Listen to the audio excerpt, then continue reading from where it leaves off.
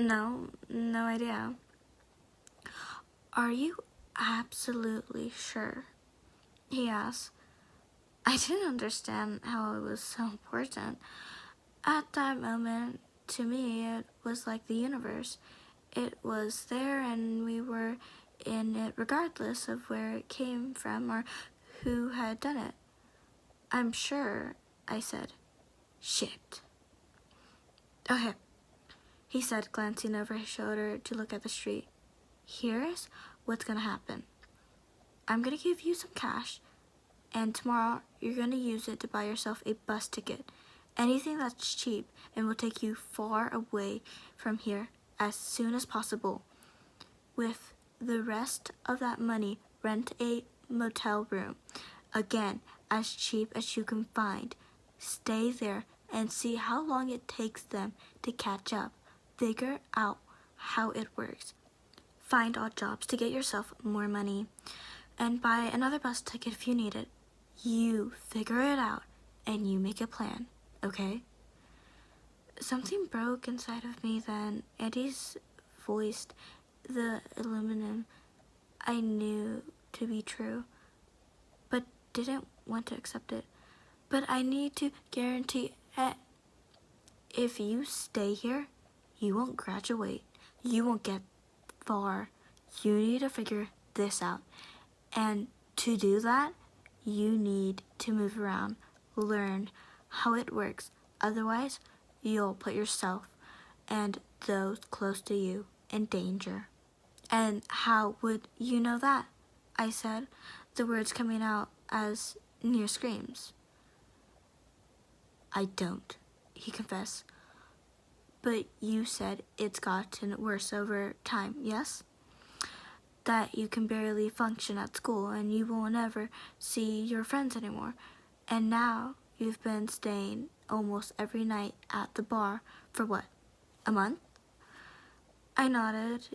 Even if I wasn't aware of it, I was already running from them. Staying at Andy's every night was proof of that. So it's safe to assume it's only going to get worse, he continued. And if you have no idea how you got this curse, then you've got no option but to figure it out. And once I'm gone, you're all alone at night. Think about that. I don't know how it would end, but it won't be good. Do you understand what I'm saying? Yeah, I understand. He pulled out his wallet and, with shaking hands, grabbed everything he had in the bill slot and gave it to me. There was at least $200. I pocketed the wad of bills. Go home. And when you can, go get the bus ticket. The earlier, the better. Figure it out. You're strong, Donnie. You can do it. The first silvers of light began to play in the horizontal.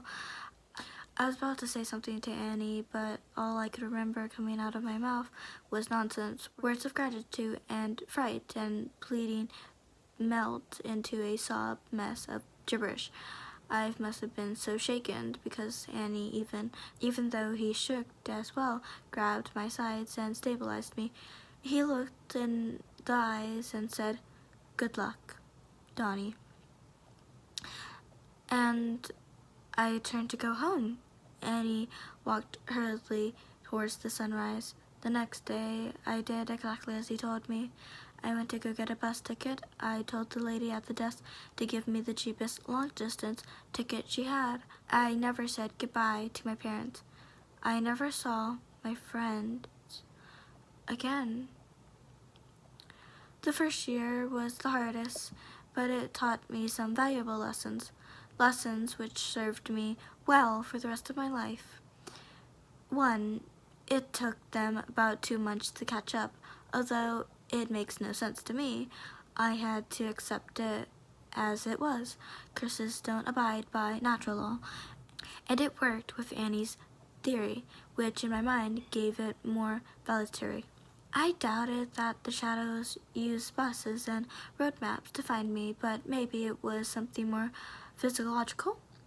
Like they wouldn't let me settle down. They'd tear down whatever life I tried to build, force me to abandon it before it even really got started.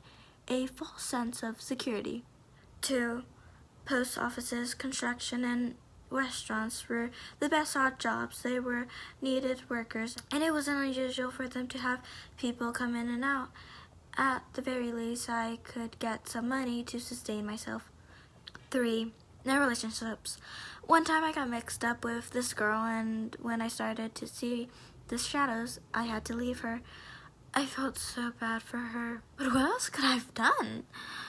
This curse was infectious, it seemed. It was smart and deliberate.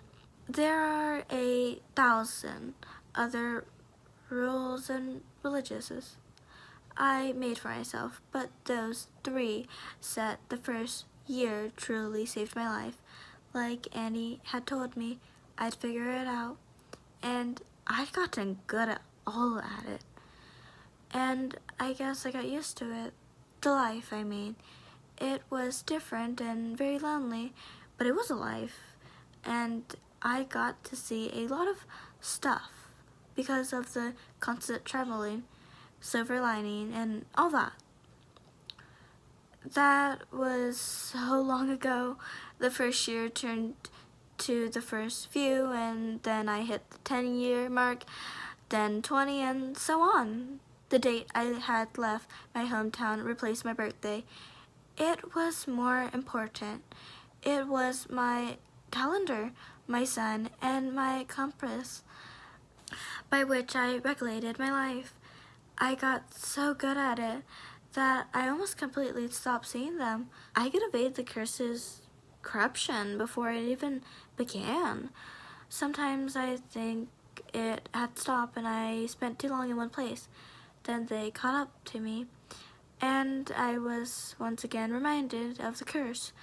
But I got better and better, so much better that now it's been 20 years without seeing them.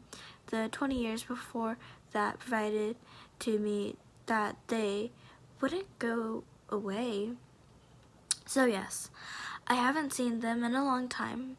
So long that I began to forget what they look like, what they feel like, until now, which is why I'm writing this story for all of you, which is why I can once again recall their form and their movements, but now it's worse than ever.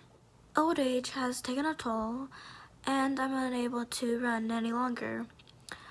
I'm sure my unorthodox lifestyle didn't do me any favors either, never having a home, someone to come home to.